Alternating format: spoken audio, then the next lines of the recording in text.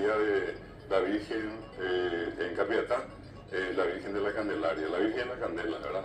Donde también se hace una celebración muy grande. Capiatá fue fundada en 1640, va a cumplir ahora 385 años, una de las ciudades más antiguas del Paraguay. Y allí fue la presencia de los franciscanos. Ellos estuvieron en Capiatá, en Yaguarón, en Natirá.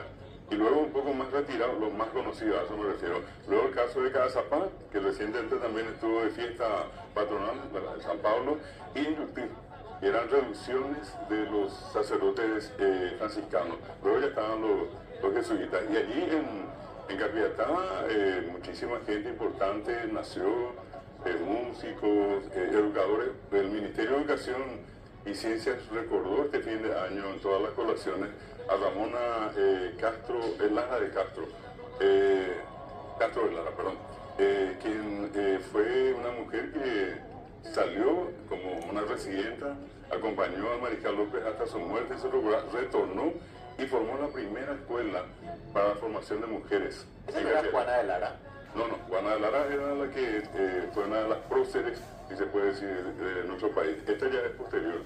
Viene del linaje Lara, ¿verdad? Y otro lugar también muy interesante, en Capiatá está el Museo Mitológico Ramón Elías, un lugar recomendadísimo para visitar. Ese que no tiene el póster, ¿verdad? Al entrar a Capiatá, el kilómetro 19 era el kilometraje antiguo, y creo que es de 20 o 21, al entrar mismo, un lugar precioso con obras de arte, de la época de los franciscanos, de los jesuitas, y sobre todo el famoso, el primero que hizo las imágenes de los famosos mitos de los cuales estuvimos hablando el otro día. No, está en Capiatá. Es don Ramón Elías y sus familiares hoy día, entre ellos la señora Elsa, el señor Oscar Elías. Ellos son los que hoy se dedican a atender a la gente que visita. Hay gente de todo el mundo. ¿La iglesia de adobe o la de Yaguarón era la de adobe? La iglesia de Capiatá es una iglesia hecha en parte en adobe, tiene la famosa pared de 60. ¿Ya? La que nosotros usamos tiene 15. Sí. Estas son de 60, es una fortaleza. Sí. Y allí la gente concurre hasta hoy.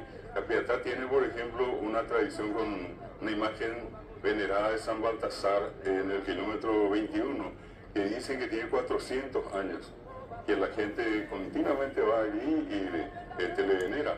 Y otra cosa interesante de Capiatá son los estacioneros, estos que salen en Semana Santa, ¿verdad? Y allí yo particularmente tengo unos amigos que forman parte de un grupo que se llama Estacioneros Santo Rey. Ellos tienen más de 100 años. Ellos se juntan, ninguno de ellos tiene un papelito siquiera para recordar los cantos, saben de memoria, y ellos salen el miércoles santo y su acción termina el 3 de mayo en el Día de la Cruz.